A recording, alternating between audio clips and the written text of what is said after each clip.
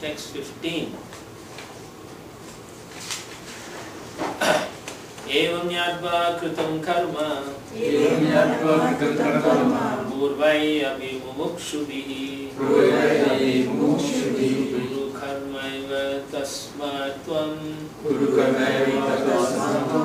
purvai purvataram kritam. All the liberated souls in ancient times acted with this understanding of my transcendental nature. Therefore, you should perform your duty following in their footsteps. Okay? So, he is quoting an example to Arjuna to incite him to do his duty also. But how should he do? Just like in previous generations, the liberated souls were doing the same way. They also understood his nature, and therefore they were not attached to the results, and they were doing it as a service for the Supreme Lord. Prabhupada then talks in the purport two classes of men. Okay? Those that are materially polluted and those that are free from material contamination. So these two kinds is highlighting. So when we have so much anarthas or dirty things in our hearts, then it takes some time to clean, right? Sometimes you take a cloth and clean your oven, what is that? The top of your stove top, huh? And then the cloth becomes so dirty. Then you put it in the cycle, in the slow cycle or the gentle cycle, it won't clean properly. Right? Then you have to clean, if you use gentle cycle only, let's say your washing machine only has gentle cycle, then you have to clean so many times. Finally. So it takes a while sometimes. Or let's say you have a pot where you cooked milk and then got burnt at the bottom. So when you clean, it's going to take you a long time to clean. So you'll clean a little bit, put some water, come back next day, clean a little bit, like that. So it takes time. So it's a gradual process. Similarly, how much we are contaminated, and it takes a gradual process. The point is, we will reach our destination, but it's going to take time. It's going to take. If we faithfully follow the process, we will reach the destination. Alright?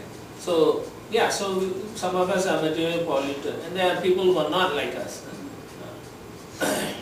So the Prabhupada says those who already cleansed of the impurities may continue to act in the same Krishna consciousness so that others may follow their exemplary activities and thereby be benefited. So then the point is, Krishna is telling Arjuna is, you cannot just simply retire from your duties, just like that, and then pretend to be an advanced spiritualist. It doesn't work. So therefore he is saying, therefore you should perform your duty following in their footsteps, because they also did the same thing. They followed and they became liberated souls. So you also do that.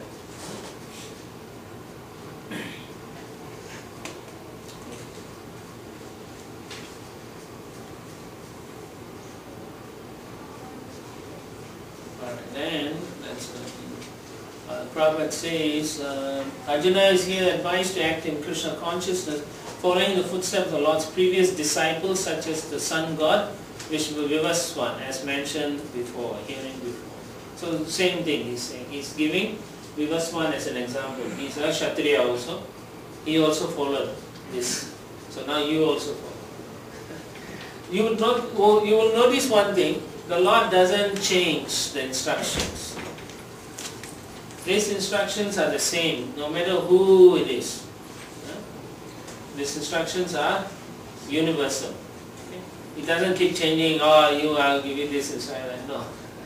This is the same instruction, but the emphasis may be different for different individuals. That's all. But the instruction is always the same.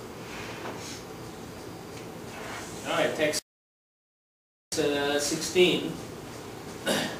Kim karma kim akarmeti Kavayo biyatra mohitaha Atte karma pravakshyami Yajnadva mokshyase subhat. Even the intelligent are bewildered in determining what is action and what is inaction. Now I shall explain to you what action is, knowing which you shall be liberated from all misfortune. He says even very intelligent people get liberated. Alright, so action in Krishna consciousness, in the purport, Srila Prabhupada says, has to be executed in accord with the examples of previous bona fide devotees. So similarly here, we are not doing anything that we concocted or anything. The things that we are doing here in the temple in ISKCON is all taught by Srila Prabhupada. Everything. He's Acharya. So whatever modification there is, it's approved by him. He has done that. Because in Kali Yuga, many of the things that are done in previous age, we cannot do some of these things. Some of the austerities we cannot take. Just like if we don't have AC, right, how we can sit here for long? We'll all start cursing instead of praying. So certain things, like these facilities and so on, we need facilities in this society now. So Srila Prabhupada wanted good facilities, so the people will come and they do not feel distress. They can focus on the philosophy and take it up seriously.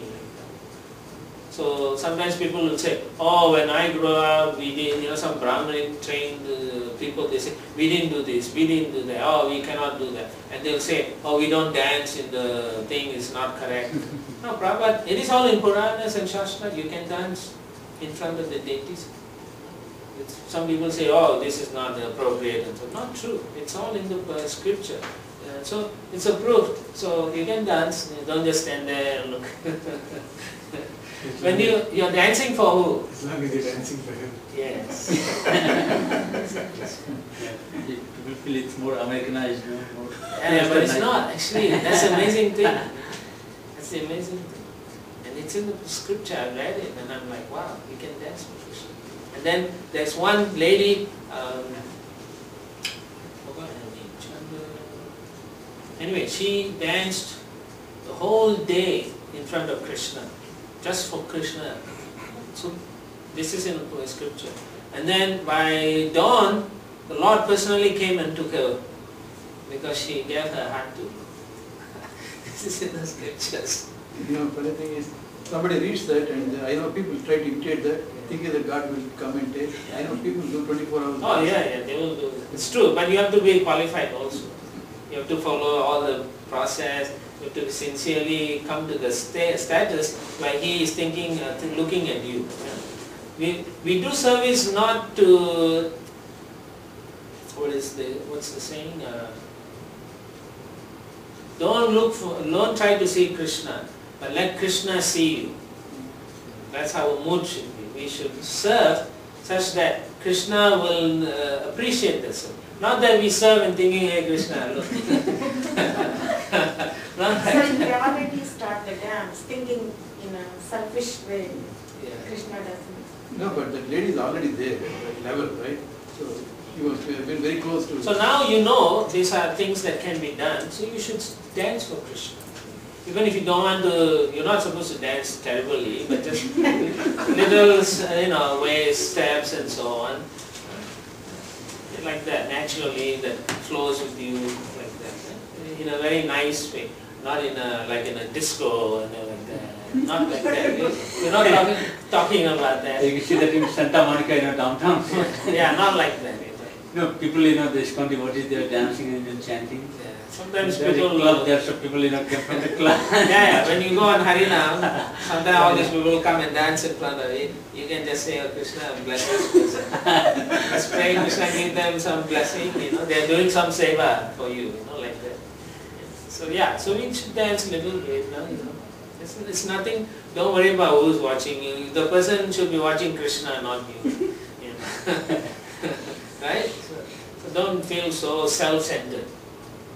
That's the thing. Our goal is to not be self-centered, it should be Krishna-centered. So then you do all these activities and then you will have happy feelings when you come to the temple. No inhibitions for Krishna. Otherwise, every time what this person called my mother and tell this and that and that, all these worries come. You're doing for Krishna. And so, who is supposed to follow? To act in Krishna conscious, one has to follow the leadership of authorized person. So, same here in the temple, who is authorized? We follow them. Sometimes we may not like, sometimes, because we are all different, So the way you say it, I may not like it. The way he says it, she may not like it. So, but the instruction is coming from the Guru Parampara. So then, okay, I may not like it. Then if you feel that the way they say it is not good, then you can at least say, you can approach someone senior and say, maybe Prabhu can talk in a nice way because I'm feeling like that. Okay, we'll do something. So that's the mood, try to accommodate everyone. So Prabhupada is making that. One has to follow the leadership because they are authorized. And if you follow, let's say they tell you to do something and you don't like, but if you do it, you get the benefit. It's very interesting. You will get the benefit because Krishna is saying how you are cooperating, not how you are better than the other person. Remember, he said, if you do the duty, prescribed duty, your duty, then it's good. But if you try to do, even if you try to do someone else's duty better, he doesn't accept. That is sinful. Right? So something like that. Remember the example I gave, the paint? Like that. Okay, we made, no, I like yellow, okay, how many of you? Okay, then finally the decision is up to the head of the temple, right? Temple, what color we have to choose? Okay, I'll pick the purple color. Then everyone goes, no! Right? You know how everyone goes, oh no, purple. Then you all say, but it's not good, no, I want to. Okay, alright, you purple, but it's not a good preaching color. Then the GBC will come and say, who painted this color? then so at least not to destabilize the preaching mood and so on. You can say, this is not a good color, please, at least check with the GBC before you go ahead. If they say agree, I'm not complaining. And then you'll have people from the congregation will come and say, why they paint this color? What were you thinking? You say, well, we discussed it. And stop it. Don't go into details. Why they need to know? Just a smart thing to address, Yeah. We don't want to, these are small things. Sometimes you think about it, it's not going to kill you. Yeah, just carry it. Like that. That's why Prabhupada says we have to follow leadership. Because the benefit you get for following is far superior than the clash. Sometimes in certain circumstances you need to stand up and say no. But you must give your points why, based on scripture, based on how Krishna would see it, based on how other elements would look at it. And then you present your case. And if you are satisfied in presenting the case, that's enough. But don't be attached to the results. You made your point, you made your case. Just like in the court case, right? Two parties will make their cases. Only one will win, usually. Unless the case is thrown out, it's a draw. Disagree and commit. Yeah, then the parties after that, they will just have to accept and say, I tried my best, and they go. And then that lawyer who lost will go on to his next case. Right? He's not thinking, oh, I lost. No. He's not attached to that. All he's attached to is money. He's making money either way. So he's easily detached. But for us, we don't even want to worry about the money and everything. We should be detached and accept it as, okay, the authorities want like that. And if the other higher authorities come and say, this is not good, what did you feel? And say, yeah, we talked about it, we said, and this was the conclusion, we can't push this matter any further. If you want, then we can take it up again, like that. So it's always in harmony, and it's in the mode of, yes. You can make good decisions when everyone is in the mode of good. As a human being, we have a tendency to make, judgment, Yes. conclusion without knowing doing the fact finding, Yes. premature, Yes. So now you understand what Krishna wants Arjuna to do. So you should give up some of these tendencies. It's hard in the beginning, but you can. You pray, Krishna, why am I finding faults? You can ask like that. Help me to overcome these fault-finding tendencies. Let me be part of the team. Don't let me be the spanner in the wheel that is stopping this thing from getting off. You have to think positively. It's hard. I know it's hard. But when you have to deal with the, in your professional life, with the Professional life is a different matter, It's a different cup of tea, And when it's very evident that the person is like, he's doing wrong or he's not, he doesn't You have your very good ethics. Yeah, but you have your human resource, right? Correct, man. But when you are professional, the management, they don't expect you to... Don't you have be human one. resource? Yeah. Okay, so you can put your Grievance. grievances through them. But you don't want it to be seen as a complainer, somebody who is a complainer. Look, life is either you are the last paragraph, Prabhupada writes, it is said that one cannot ascertain the ways of religion simply by imperfect experimental knowledge. Actually, the principles of religion can only be laid down by the Lord Himself. Dharmantu Shaksha Bhagavad Pranitam. What it means is, religion is not man-made. It's not something anyone can concoct. Real religion is developed by the Lord Himself. It's given by the Lord Himself. So therefore He says, no one can manufacture a religious principle by imperfect speculation. Therefore we follow authorities who know this truth.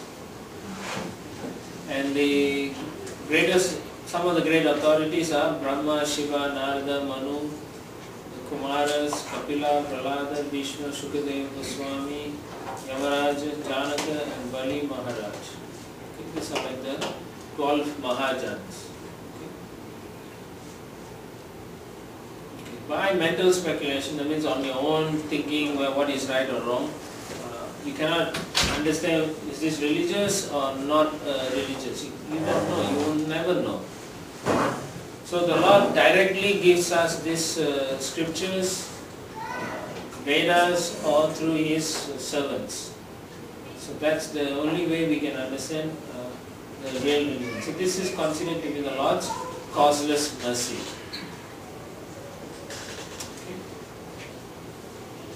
And there's no other way we can get out of this material world, not by a rocket ship or something like that. It's only through serving Krishna. Impossible. 17. Karmano hi abhibuddhavyam Buddhavyam cha vikarmana Karmanascha buddhavyam Gahana karmano gati. The intricacies of action are very hard to understand. Therefore one should know properly what action is, what forbidden action is, and what inaction is.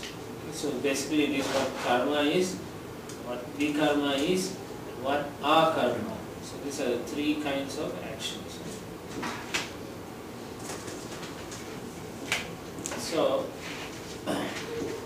So we are very serious about getting out of this liberation, as Prabhupada says. If one is serious, one has to understand the distinctions between all these three. Because if we don't know, then we will be either be bound by karma or by sinful activities. One has to apply oneself to such an analysis of action, reaction and perverted actions, because it is a very difficult subject matter.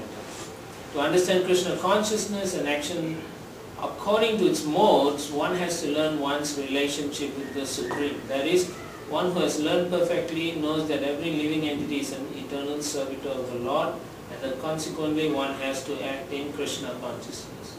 So everything that you see is actually a servant of God. It's just that they are trapped in a particular body, an animal, whatever. Anything you walk outside, you see. That entity is actually a servant of Krishna, but he or she is now trapped in a particular body. To understand all of this, one has to associate with authorities in Krishna consciousness and learn the secret from them. This is as good as learning from the Lord directly. Otherwise, even the most intelligent persons will be bewildered. On our own, we cannot. It's just a matter of speculation. But we will not make the right conclusions.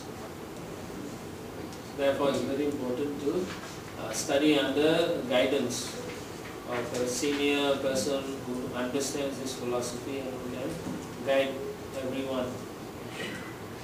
So particularly, to follow someone who is authority, as in the previous verse, there's a saying, Mahajana yena kata sapanta. So we all follow the footsteps of great acharyas, like that. That's important. So when we understand these things, then we will act properly. What is good action, what is bad action, and what is sinful action. So then you can avoid those entanglements. The less we entangle, the more easy for us to get out of this material nature. Therefore, it is highlighted here. Okay. Text 18.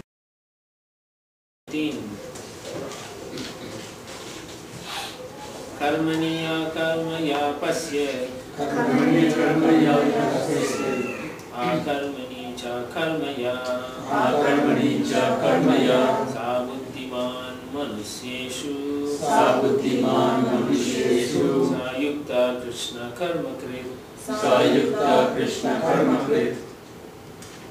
So one who sees inaction in action and action in inaction is intelligent among men, and he is in the transcendental position, although engaged in all sorts of activities. Basically, one who sees inaction means one who sees no karma in their action. And action in inaction means sees karma in those who are not doing anything. So, if you are doing activities in Krishna, you are active, but actually there is no karma. Okay? So therefore it is inaction in your action. Now, you can be a sadhu. He is telling Arjuna here, you want to go and do a renunciation. Right? You have no knowledge about transcendental knowledge, but you are still breathing. You are thinking you are not working, but you are breathing, and you are walking, you are eating. So all that is still action, and there will be some reaction for those things still. So one cannot think simply by going sitting down in the forest you are not doing any action. So, nonsense. Very clear here, Krishna says. So therefore we can understand this, it's intelligent among men. So therefore then you can engage in the right actions, instead of being totally inactive but still accruing some reactions to it. Or you could take, superficially you can be acting like a sannyasi. You go in the forest and say, I'm going to meditate. But in your mind you are thinking of all the things you want to enjoy and so on. So that's also going to create more desire, and ultimately you will act on it. So that is also not good. That's the point here. Because it's not physical, right? It's mind.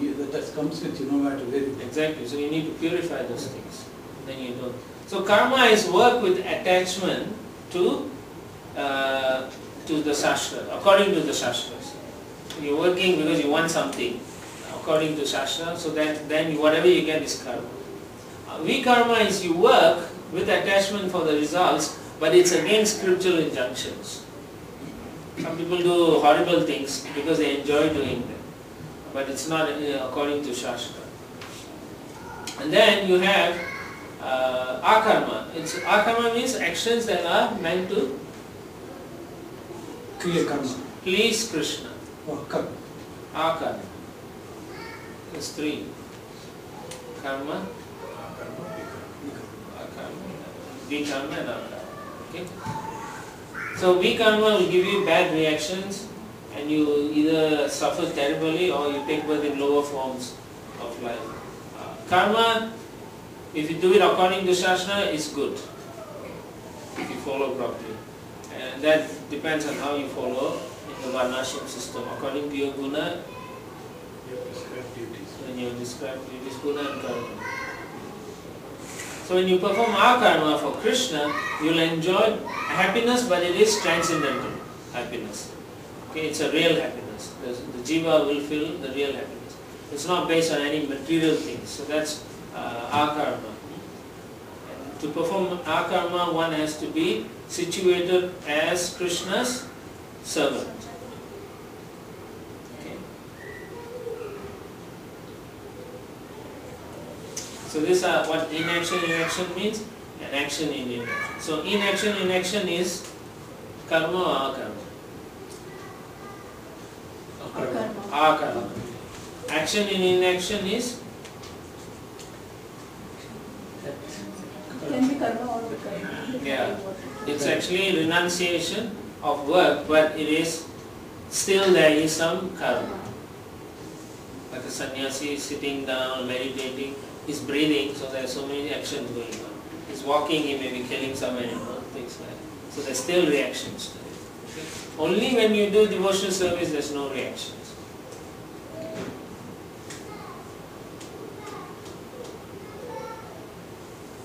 Is that clear?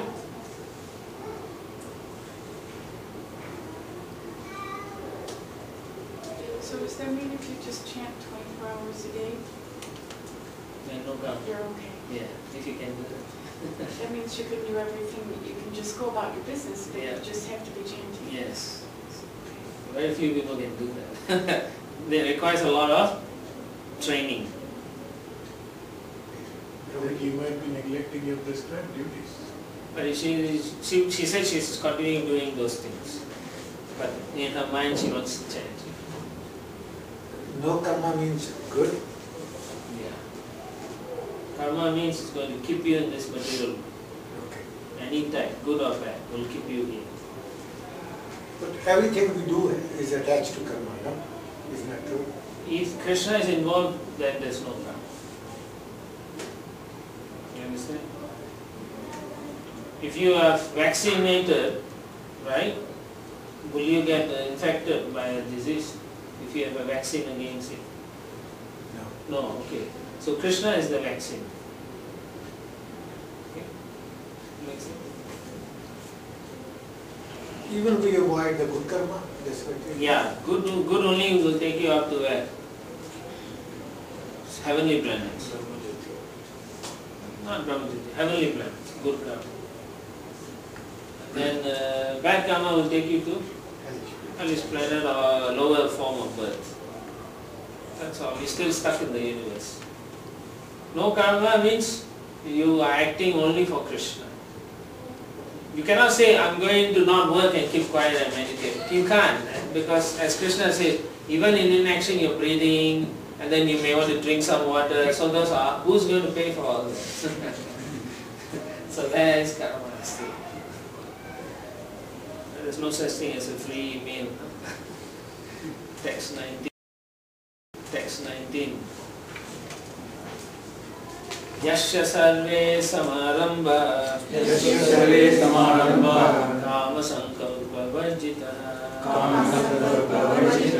jnanagni dabda karmanam tammahu panditam buddha. Translation: one is understood to be in full knowledge whose every endeavor is devoid of desire for sense gratification.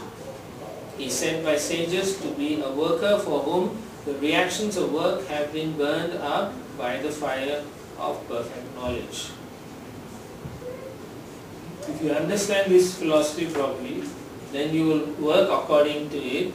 You are not going to get any reactions. So for such a worker, we say that he is no more, all his karma is burnt up by his knowledge, perfect knowledge. Because it's devoid of sense gratification. Such activities, someone in full knowledge, he is devoid of sense gratification. He's not interested. He's only acting for Krishna. That's right. Therefore, all of his karma is burnt up by this perfect knowledge, transcendental knowledge, which is the eternal service or relationship with the Supreme Lord.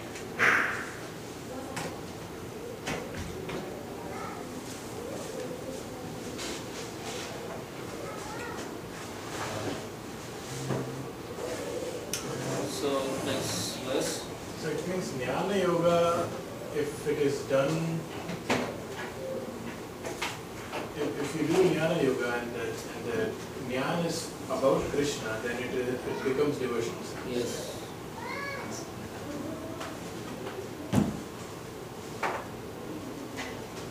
Like when you read the Bhagavad Gita at home, and during that time when you're reading because you want to understand Krishna, then there's no karma. In fact, it's devotional.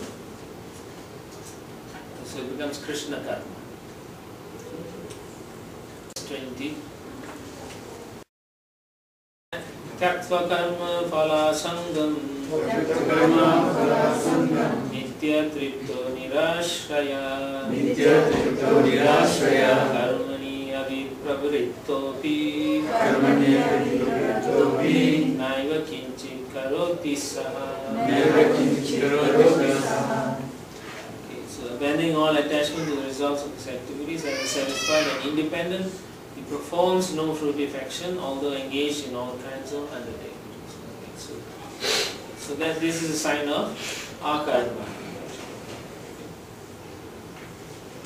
So now you can understand what, when you want no reaction, you know it has to be connected to Krishna activity, Krishna karma. Anything that's there, that means you know you are free from any reactions. So you can call it Krishna karma? Yeah. That means Krishna karma means working for Krishna.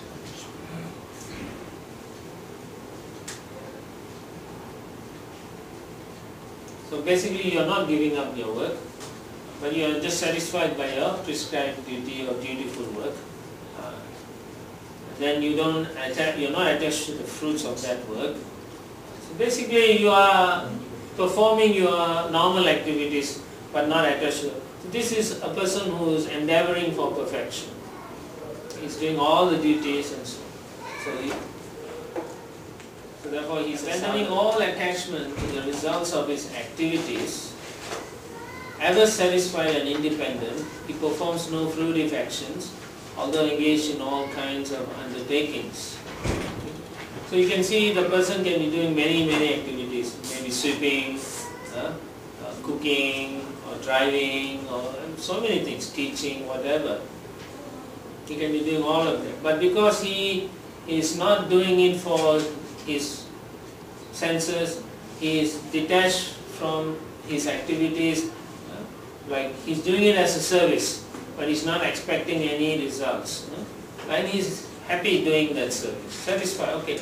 But if someone tells him, okay, now I want you to do something else, if his guru tells him, he says, okay, I'll do it. He's not attached to only doing this, he'll do whatever is required. Therefore he's independent in that sense. That means he's not dependent on happiness or distress of external sources. So he's independent in that sense. Okay? That means he is not expecting any... No more, nothing. His expectation is to please Krishna. Yes. Yeah, that's all. So that is... Yeah. Can you do the Sanskrit? We didn't do the Sanskrit reading. Didn't you? No. Krishna. How come you keep quiet?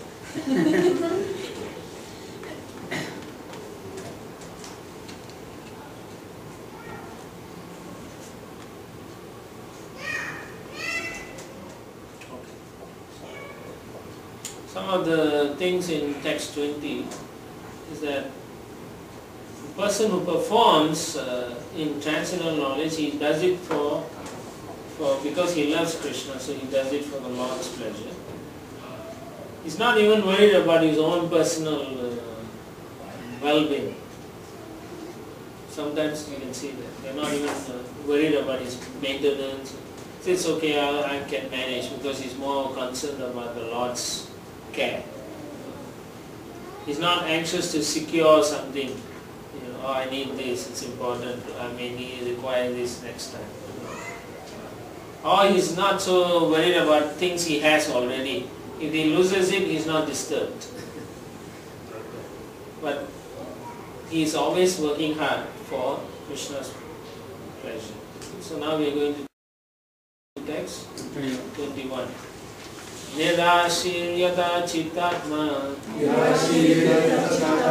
vyakta sarva parigraha shariram kevalam karma purvan nabnoti kilbisham. Such a man of understanding acts with mind and intelligence perfectly controlled, gives up all sense of proprietorship over his possessions and acts only for the bare necessities of life. Thus, working is not affected by sinful reactions. So it's the same thing, but the emphasis is that he continues working without thinking that, oh, I'm going to get something good or bad. He doesn't think. So actions in Krishna consciousness creates no reaction to work. It's called our karma, as we went through it again. And the consciousness of a person is, he's not expecting any results. Okay? This is someone who is in full knowledge. And his mind and intelligence are all controlled. The mind doesn't tell him, what about this, what about that? No such thing. He knows. And he uses his mind and intelligence perfectly. So whatever desires he has, it is always connected to Krishna. Okay? Not for his sense gratification. And then he just continues to do everything for the love of the Lord as a service. And he feels that he is a servant of the Lord, like an animal with a master. So his mood is like that. So he has no material possession, or he doesn't think anything belongs to him. And he doesn't accumulate wealth, because you only need so much to maintain the body. So all these things he is not thinking of. But if you don't perform actions in Krishna consciousness, then it becomes an endeavor for one's own gratification. That causes reaction to that activity, and then that causes karma to accumulate, sinful things to accumulate, leads to suffering in the material. That's the difference between one who is in knowledge and one who is not in knowledge. Yeah. We mentioned before that Arjuna is a character created to teach us, otherwise he was very intelligent person himself. Same thing can be said about Ravana, that his character is created just to teach us rather than... He was the most learned person on the planet. Most? Learned? Learned. Yeah. He was one of the learned persons, not the most. In the big picture, Ravana is actually a servant of Krishna. Right. In the big picture. Okay. So he due to some not karma. They had the four Kumaras, when they came to visit the Lord, they blocked Jay and Vijay blocked the four. So they got very angry and cursed.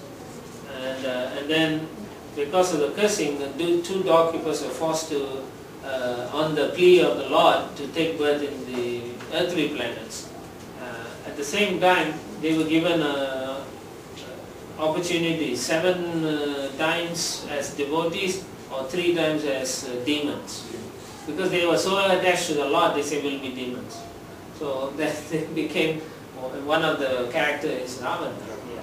Yeah. On that point, yes, but Ravana was against Krishna in his dealings. He was against Ram. He was Shiva.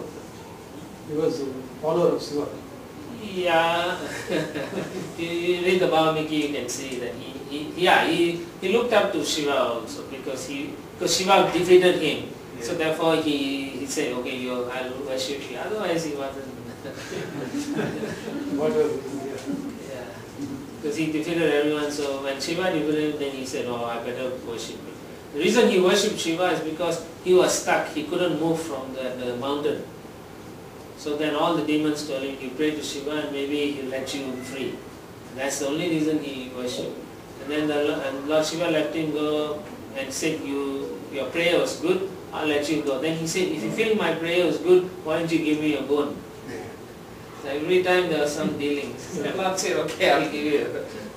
So he was like that. I won't say it's really but anyway, a lot of people think that's the reason. And so Ravana it represents evil-minded people. So it was created just to teach us, don't do these things. Well, people are like that. Yeah. So in one sense, yes. But you see, you cannot go around saying that is a lesson that was created. The fact is, we are like Ravana sometimes. Right? You know, you look at another person's wife and think, oh, she's beautiful, I wish I can have her. That's Ravana's mentality. Right. Yeah. So yeah, in one sense, yeah, it's a lesson you can say like that. But the reality is we are like that. And we don't know unless the Lord shows through these examples.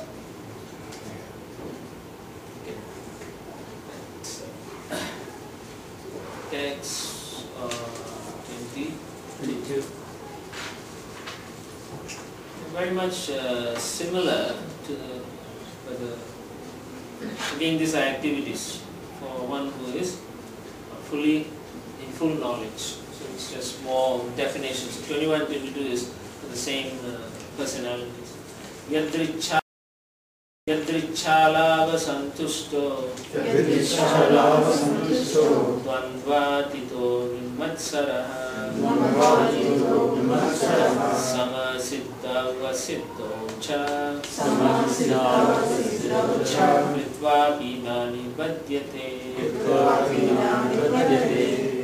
Translation: he who is satisfied with gain which comes of its own accord, who is free from duality and does not envy, who is steady in both success and failure, is never entangled, although performing actions. Same thing. Yeah, but more qualities of such person. Some of the things is, he is satisfied. If it comes on its own, it's fine. If it doesn't come also, he is fine. So such a person is free from dualities. And he is not an envious person. He is not worried about like, oh, the misery I have today, I have to talk to this person, I'll be miserable after talking to them, or I'll be happy if I see this person. So these are all dualities, happiness, distress, all these are part of this material world. Just of the same coin, one side of the coin is happiness, the other side is distress. It's always there. So he is not disturbed by such things. And on top of that, he is not envious of anybody. Particularly, he is not envious of Krishna.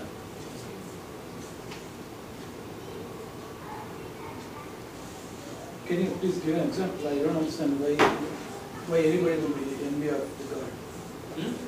In general, we are, when you don't worship the Lord, you think you are the Lord, You are the controller. And somebody said not even having full trust. Not even having full trust. Complete trust on Krishna also, that is kind of an envy. It is, everything stems from that envious, like we didn't want to stay in the spiritual world. Because we wanted to enjoy, we are thinking why we have to serve him? Why can't I enjoy? Why I have to serve the Supreme Lord? So that is the beginning of our envious nature. So that same thing here, when it's more perverted, we want to control people. We want them to serve us, right? We have that tendency, right? We expect those things. So these are all envious nature. It is the same. And then there are people who may not know it, but when they see offerings put on the altar, they don't like them.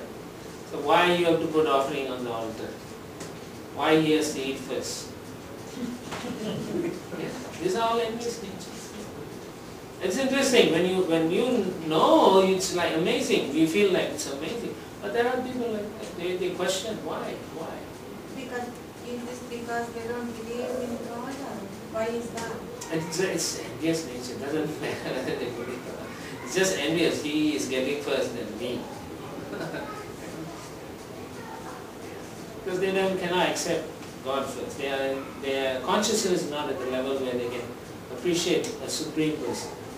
And that's why they cannot surrender also.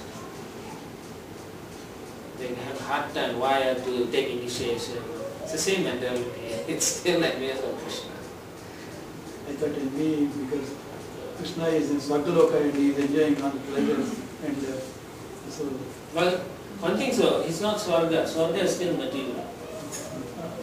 Krishna is in, you can say Goloka. Goloka. Yeah, then people are envious. Yeah, they are envious. Whenever they see him do any pastime with women, they are envious. They say, why he can do, I can't do. Instead of thinking, oh, he's God, he can do, they always think, why I can't do. But then you start thinking yourself you're God. Yeah. The kings, that's what kings do. Yes.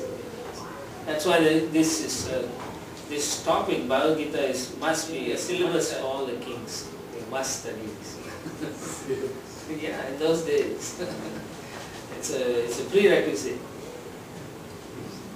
It's a prerequisite for us to understand. Then we know what, and whenever you think in that way, you know yourself, man, I am still a fallen person because I'm thinking that. And then you do corrections in your life. Like an intelligent person will do his level best in the karma, right? But not just because he doesn't want to be attached. It's not like he'll not perform his level best, right? Yeah. Okay, but still we have to do the best in what we Yeah, I already said you are representing Krishna, so you must do your best. But you are not attached to the results. It's a difficult one, but yeah. Yeah, it's not like I'm not attached, so I'll just not try to, do just. That's what decent happens. job. Mostly you become detached. The idea is you cannot become detached in your normal work. You should still do your best. But knowing well that you're going to have better things to do later, you know. Okay, let's do this, or I can fix it. I know how to fix. Do your assignment, and then you go home and you're happy because you can sing bhajans and you have prasadam and so many things you can do for Krishna. Still, we need to be optimistic, not. Oh no. Our philosophy is not pessimistic. It sounds like that, but it's not. Because once you know what you have to do, then it becomes very optimistic. But if you always see the negative of this, then it sounds like we have so many things, nice things to do. Yeah, if we are doing it for Krishna, we do it wholeheartedly. Yes. Yeah, that's the idea, to learn to do it full-heartedly. Next, 23. Gata sangasya muktasya jnanavastita chetasaha yajna yacharata karma samagram praviliyate. Translation: the work of a man who is unattached to the modes of material nature and who is fully situated in transcendental knowledge merges entirely into transcendence.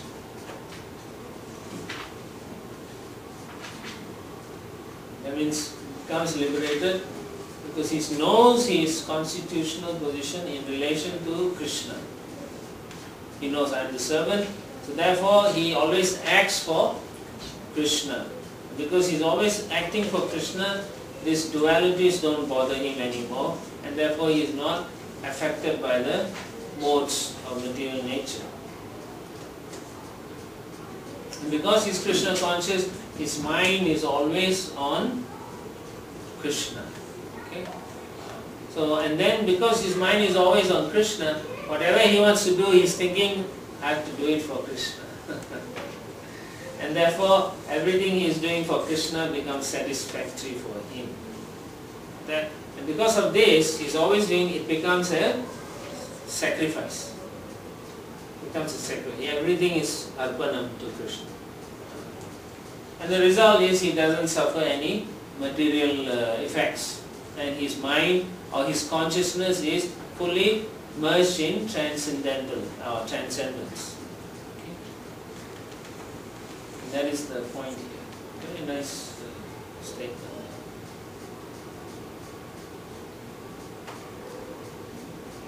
Okay, text 20.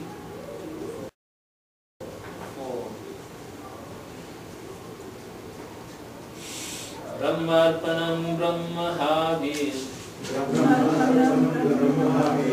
Brahmagno Brahmanahutam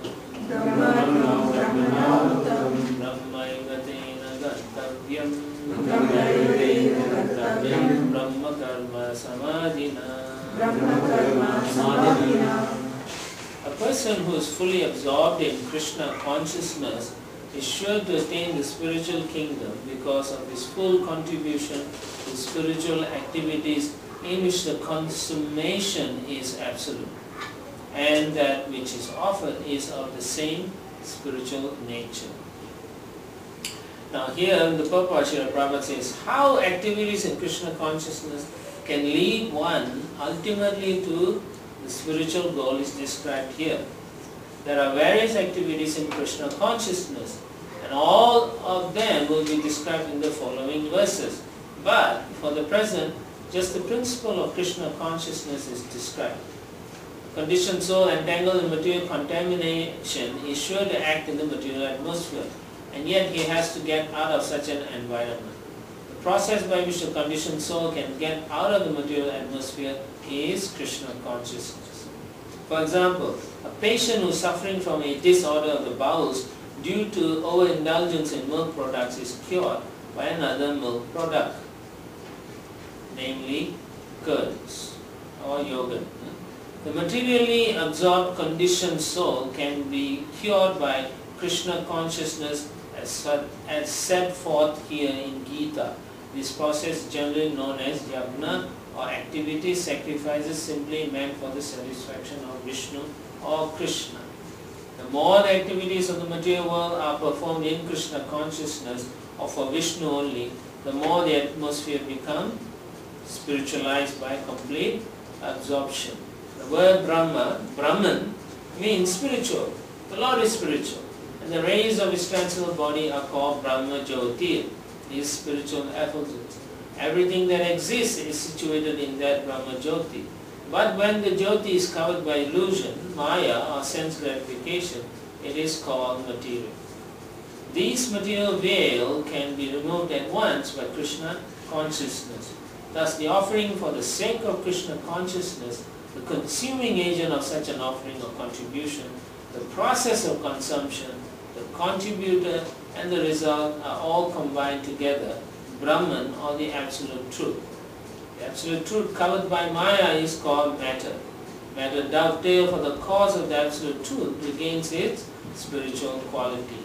Krishna consciousness is the process of converting the illusory consciousness into Brahman or the Supreme. When the mind is fully absorbed in Krishna consciousness, it is said to be in samadhi or trance. Anything done in such transcendental consciousness is called yagna or sacrifice for the Absolute. In that condition of spiritual consciousness, the contributor, the contribution, the consumption, the performer or leader of the performance, and the result, the ultimate gain, everything becomes one in the Absolute, the Supreme Brahman. That is the method of Krishna consciousness. So whatever you have learned so far is now given in a nutshell, how you can go about connecting to Krishna. Okay? One question. In the entire book, this may be off topic. That's all right. Why is Krishna given as K-R-S-N-A with a dot? Three dots below. Oh, this is diacritics. It's the Sanskrit sound is transliterated into Romanized form. So then they have a certain rule. So like the R with the dot underneath is Sanskrit. Okay? So these rules are at the back of the Bhagavad-Gita. It says how the Sanskrit sound is written like this. Okay? S with the dot is ish, so like that. Otherwise, if you just write it in a Romanized form, it will be Krishna. Okay? So, but it is in a Devanagari transliteration in the Romanized version. Okay. So if you go into academic circles, they have certain standards and so on. So some things, some are like this also. Okay, right. That's 20. We are now going 25. Yeah.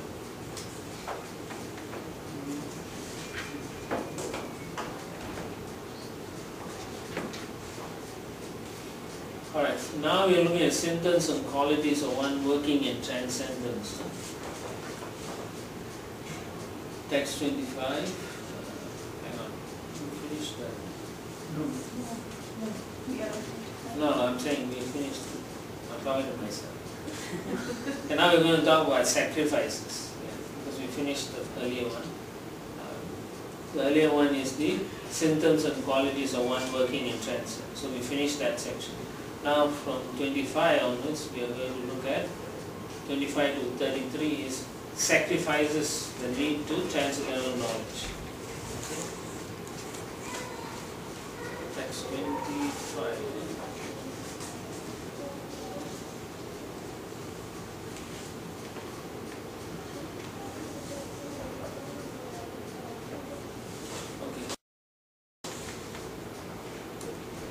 Daivam me evapare yagnam yogina paryupasate brahmagna vapare yagnam yagne naiva pajuvati.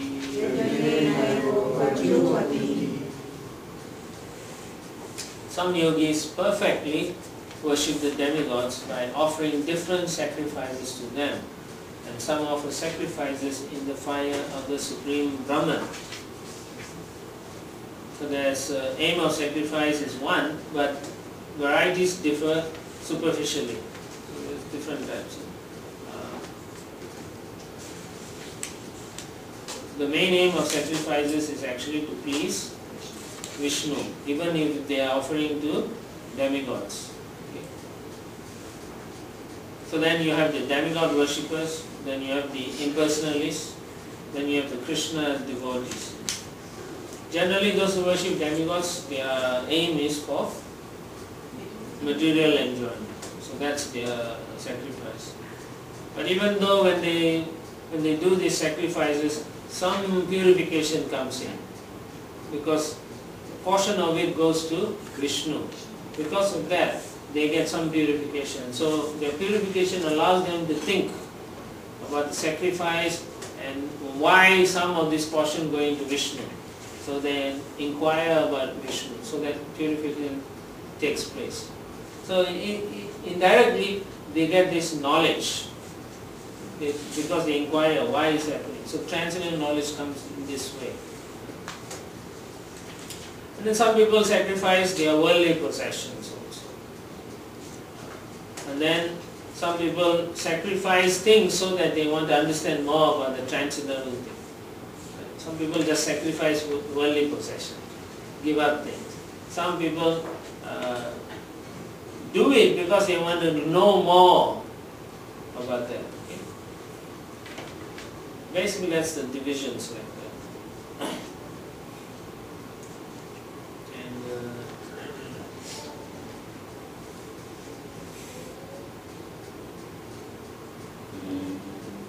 The idea behind it is that there are various types of sacrifices, and sacrifice demigods and sacrifice to Supreme Brahman. So there's two types, that's the main thing.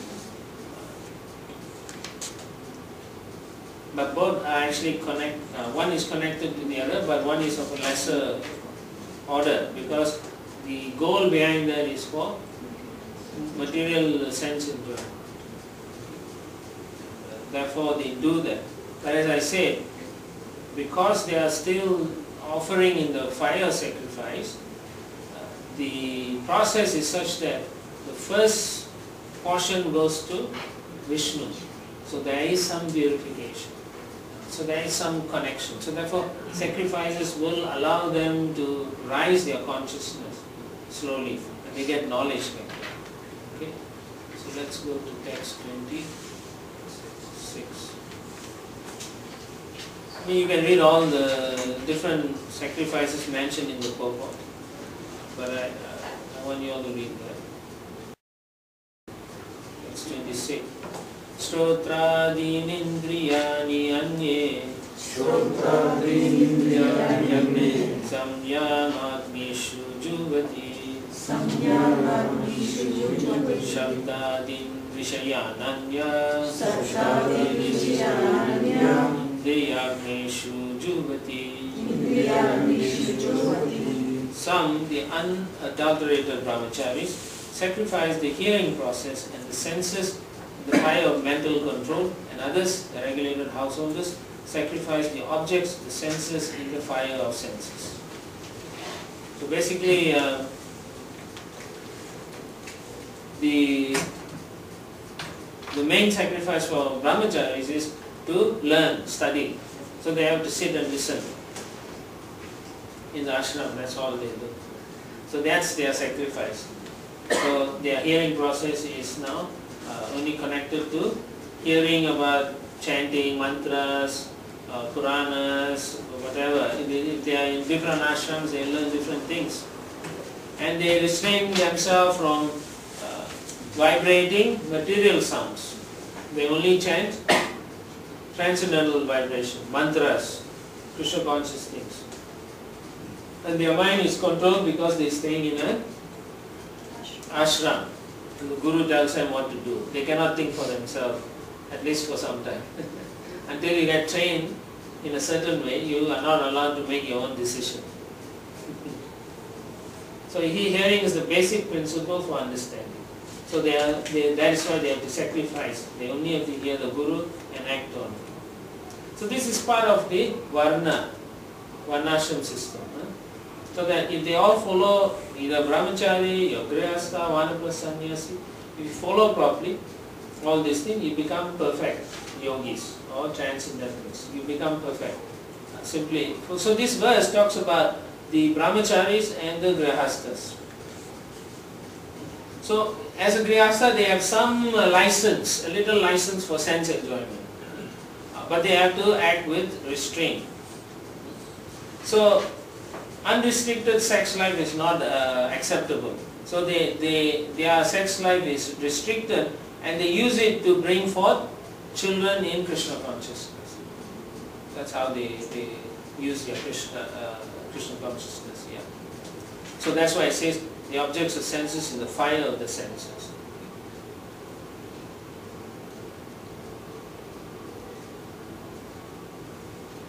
Okay, is that clear?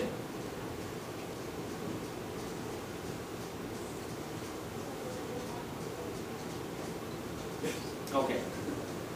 So next one, text 27.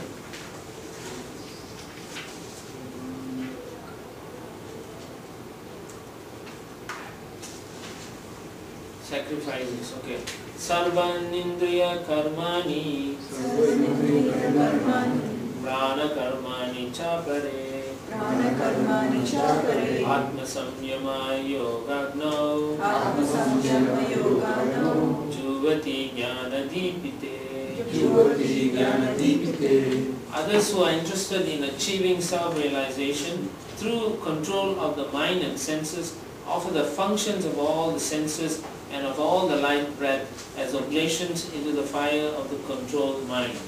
So this is sacrifices by the yogis. Okay? Yeah, so they perform Astanga yoga and then they control the prana, vayu, apana vayu, up and down the body.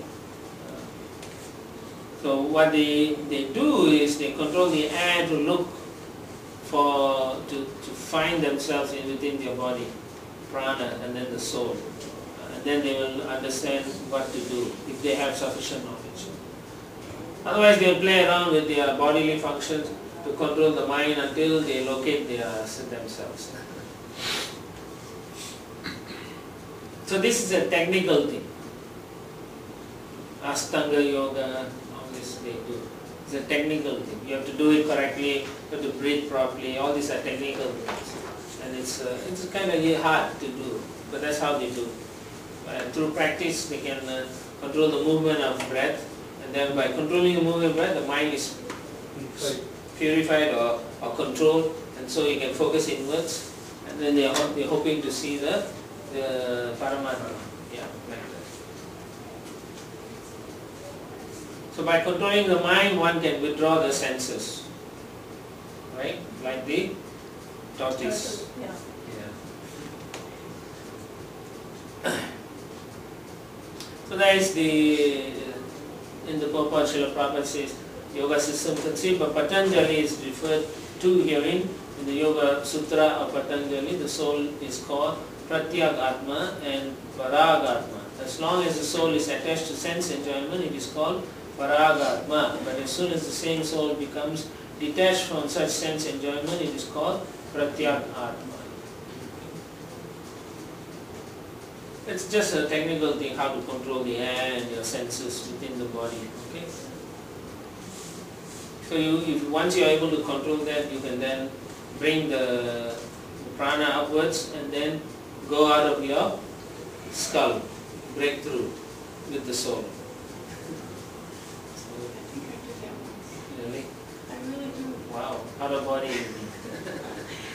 No, I mean, it was a year and I was meditating a lot when I first came to Arizona in 1994. And so I meditate before I went to work, and then I lived close, so I'd go home for lunch and meditate. And then I'd meditate when I came home. It got to the point that I was like always meditating. And then one day, my breathing completely changed. And my head felt like it was going through a birthing canal. Oh. And then all of a sudden I was in the middle of all this light. Yeah, so you And experience. I really don't know what it was. And you experience the out of body. Yeah. Because you weren't trained properly, you didn't know what to do. Right. Yeah. But now you know what to do, so you don't have to go through that way. You just chant Hare Krishna. Okay. And then you go to Krishna, otherwise you might go wandering.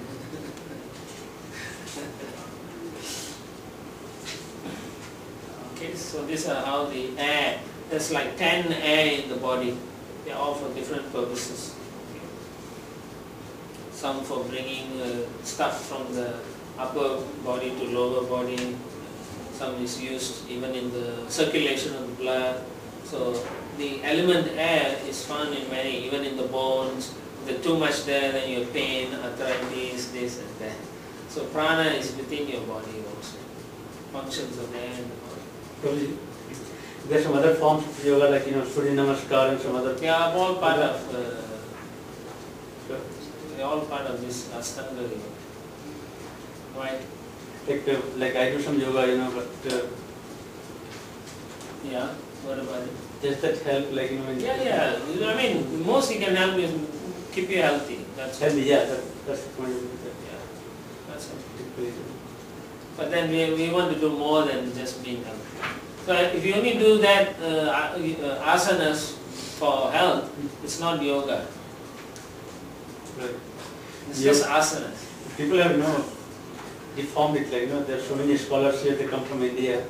Vikram yoga, then Hatha yoga. Now they call it hot yoga and so many things. All nonsense. Just to make you feel good. You go to a sauna and come out, you feel good, right? Yeah. So that's hot yoga. Like there's Vikram yoga that's very successful in Hollywood here. Yeah. Now the guy has been sued like many times. So that's what it is. All your, so hot, you almost dying, you come out, you feel good, definitely.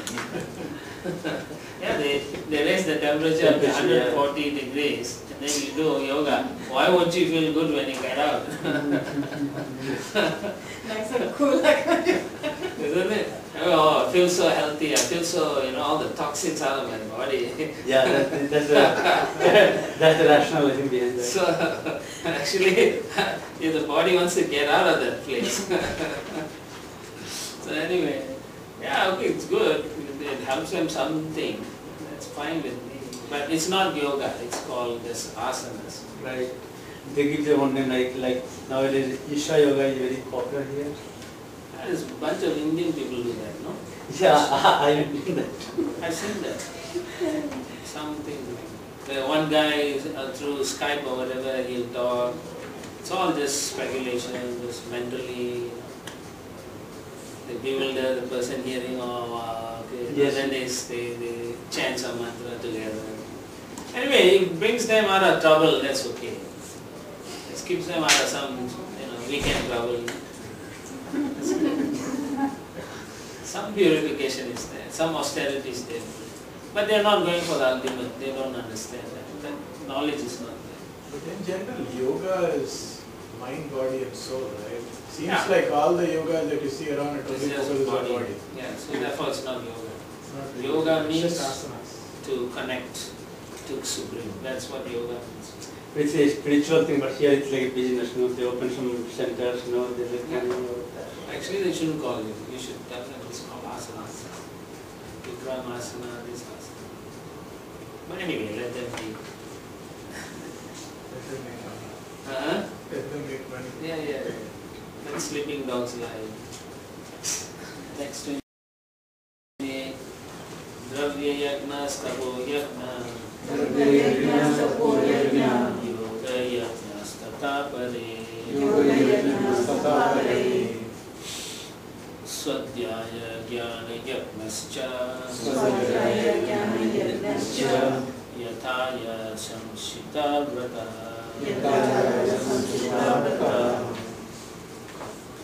Having accepted strict vows, some become enlightened by sacrificing their possessions, and others by performing severe austerities, by practicing the yoga of eightfold mysticism, or by studying the Vedas to advance in transcendental knowledge.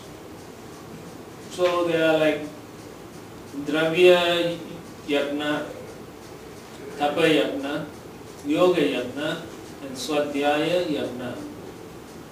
They are all different types of sacrifice. You go to a higher level of consciousness, basically. Dravya Maya as Yagna is you give up your possessions through charities. Different charities in the society, feed these people, hospital, this, that kind of thing. Institutions, Dharamshala, Annashetra, Atisala, all those things. So a lot of people do that. In India especially nowadays many people do, because they come to America, they earn a lot of money, so they go back, they open hospital, open homes, education, food distribution. So all these are sacrifice, Dravya Maya. Yeah. Then the others who do Tapo Maya. Those who do Tapo Maya, they want to go to higher planetary system within this universe. Basically they want to have a better life there. They are not happy with the enjoyment here. So they do this sacrifice to go to the moon planet, sun planet, like that. So they perform this kind of yagas, and then they also observe Chaturmasya to go there, not for pleasing Krishna sometimes. So they do severe vows, a lot of vows. Give up easy life, you may stand in one food, the Arizona sun, like that. So to please the Lord, to promote them. Or they eat only once a day, or they won't eat some kind of food for the whole 4 months, like that. I won't eat sweets for the next 4 months, or they won't eat many things. But it's all just for their own elevation, for sense enjoyment in the heavenly planets. But not to understand Krishna. So these are all these types of sacrifices, which give them some knowledge. It is transcendental to some level, but not complete. Yoga Yagna is the other one, Krishna mentions. Basically it's the same thing, it's Patanjali system or Hatha Yoga.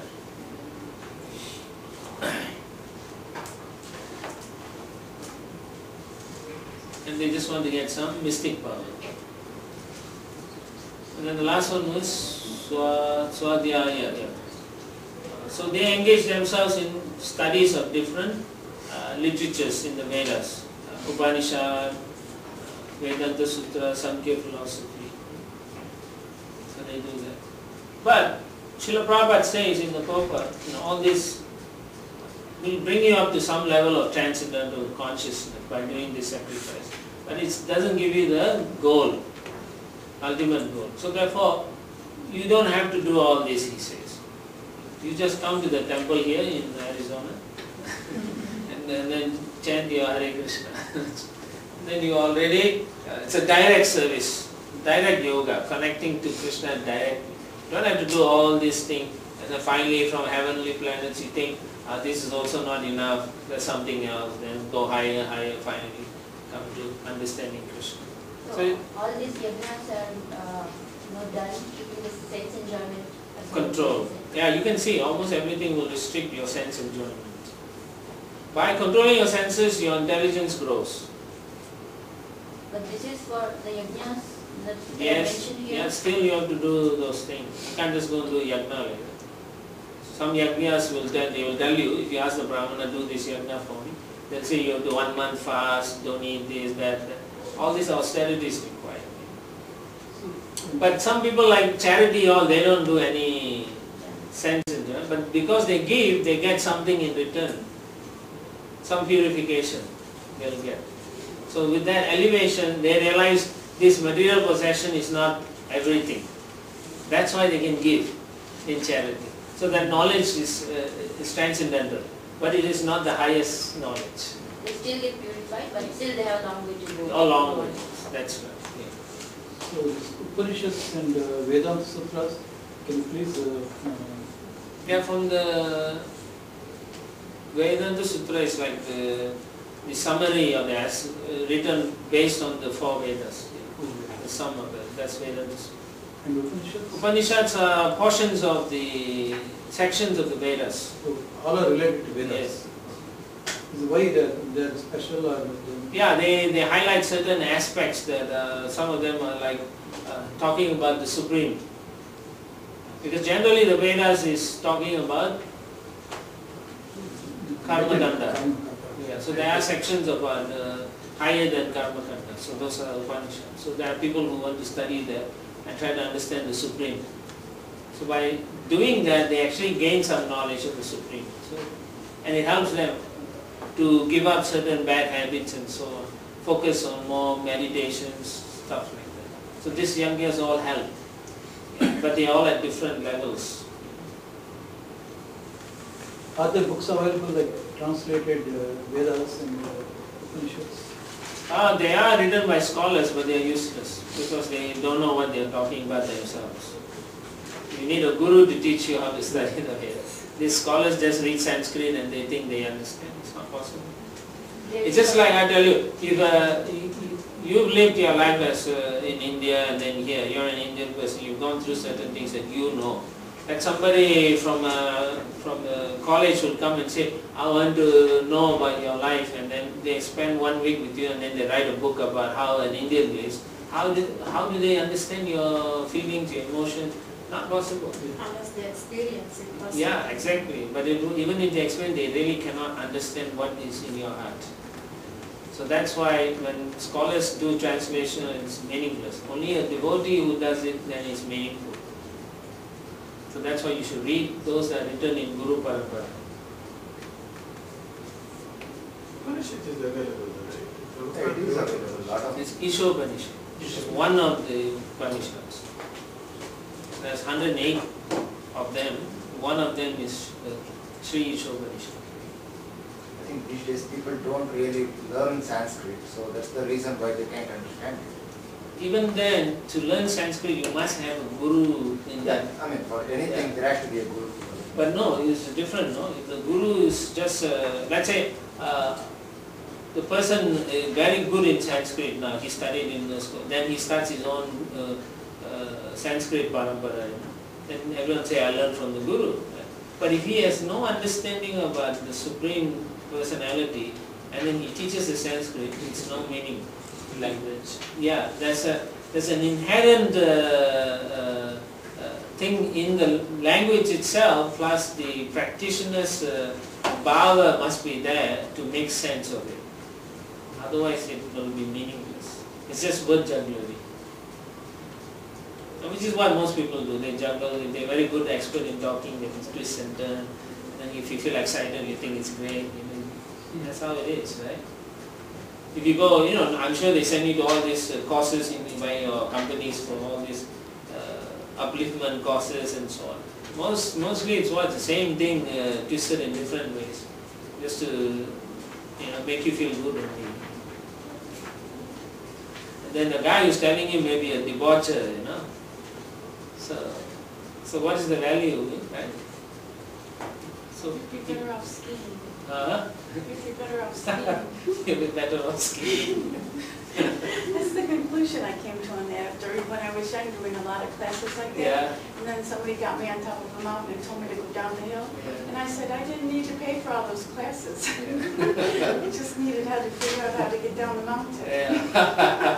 That's decent. Well, it's a tough downhill. Anyway, so these are some of the things, some of the sacrifices you can do to get some level of knowledge. But as Prabhupada says, the best is do Krishna conscious level, and that's much better. Yeah. So all these sacrifices, they elevate the participants. They will elevate. But above all these sacrifices is Krishna consciousness. It is the ultimate, actually. So let's go to text 29. Apane juvati pranam prane panam tatapare pranapane gati rudva pranayama parayanaha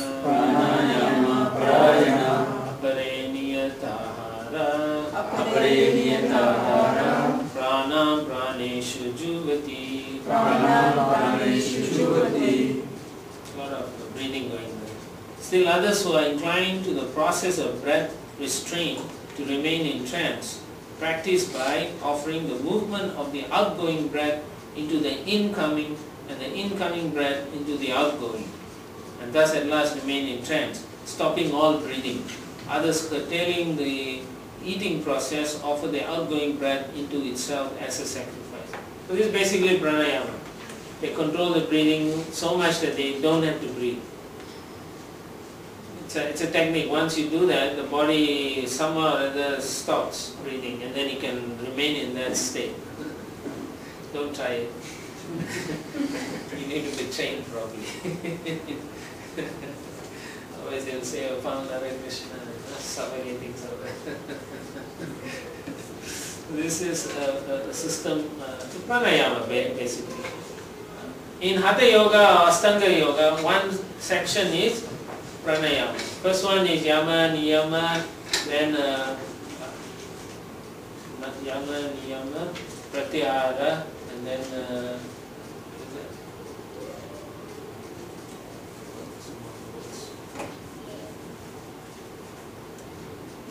I forgot one or two in between. Pratyahara, and then you got pranayama, and then you do dharana, dhyana, and samadhi. So these are like 8 levels. Yeah. So one of them is pranayama, and this section is talking of pranayama. The main idea in pranayama is again to control the senses. Your mind gets still, everything, and then your senses cannot disturb you. That's one reason. And then sometimes people do it to increase their lifespan. Because when you breathe, they say everyone has a fixed number of breaths in a life. which is normal. When the day you die, that's the number of breaths you can breathe. So they feel that if you stop breathing, then you live long. But then when you stop breathing, you're not doing much anyway. But it's a form of yoga. By controlling your senses, you can come to a certain conclusion. Hopefully, that you're not the body, and there's higher things to do like that. And they do it for spiritual realization, mainly. Right?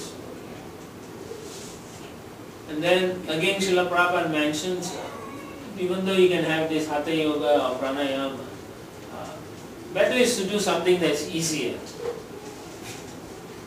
and straightforward. So Krishna consciousness is a direct service to the Lord. Whatever you do for the devotees and deities, it's direct. It goes straight to Krishna through the spiritual masters. You don't have to do all this breathing exercise to control your senses. By taking prasadam, you control your tongue. By singing, you control your speech. Right? By looking at the deities, you control the vision, purifying your vision. By studying the books, you purify your mind and intelligence. So everything is there. By chanting japa, you are touching tulsi mala, you are purifying the sense of touch. Then you are purifying the sense of hearing. So there's so many levels we are doing at the same time. So it's a higher level actually. And then in devotional service, because you have good relationship, devotees always wish for one another the best. Hopefully you all do that. You pray for one another, so they will make advancement. Okay, it's like that. So that is why you don't have to do any major sacrifice. Our sacrifice is the japa, yagna, sankirtan yagna. That is our sacrifice.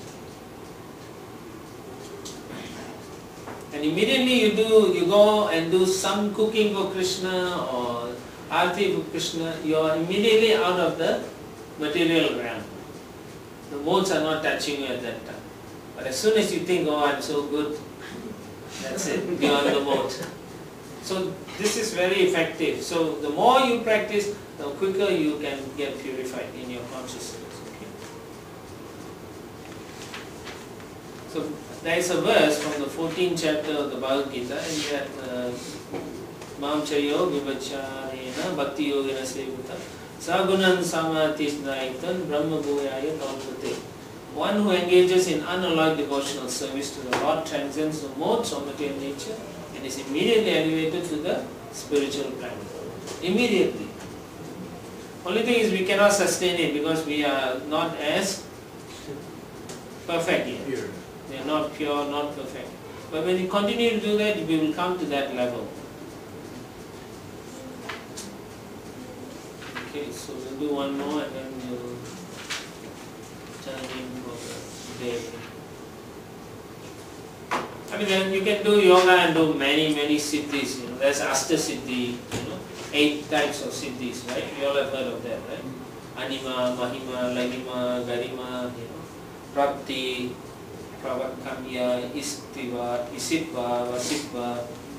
So many types. Or some people go and want to get wealth. A lot of people like wealth. So they do the Navanidhis. So go and practice that. So anima means you can reduce your body small into an atomic size. Mahima means you can expand in mountain, like you have seen when Hanuman wanted to lift the mountain, he took a huge form. So that's Mahima.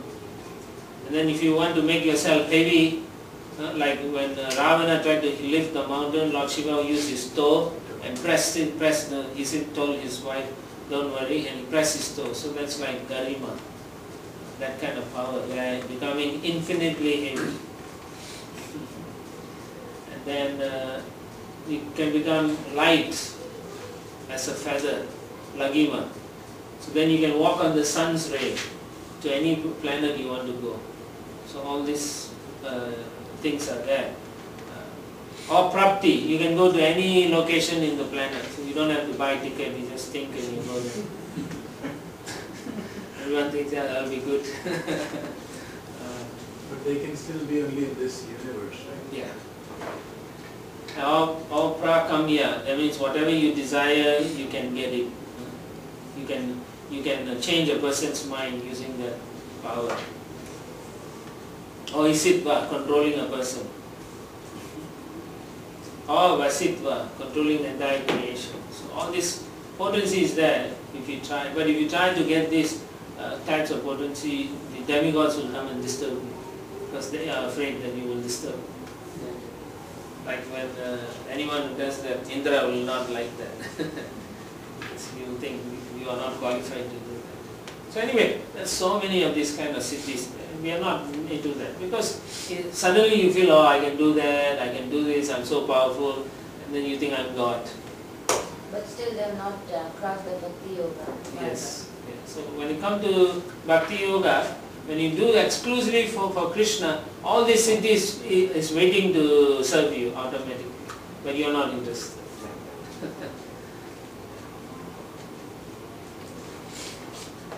We are not into all these things. So basically from 25 to 29 is different types of sacrifice. One sacrifice we went is demigod worship, so a lot of sacrifice people do. Or sacrifice to the Brahma Jyoti, people do that also. The other one is as a brahmachari, you perform austerities, stay in the ashram, or as a grihastha, austerities of restricting your senses. And then the other thing is dravya maya yagna, which is where you give a lot of charity. And then tapomaya is you perform a lot of austerity. And then yoga yagna is to get some perfection. And then finally swadhyaya is to study different scriptures. And then pranayam and hatha yoga is. I think we'll stop here. Tomorrow onwards I can do 30 and then hopefully we'll finish.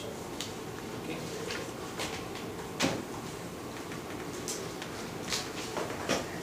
We are up to 42, 43 verse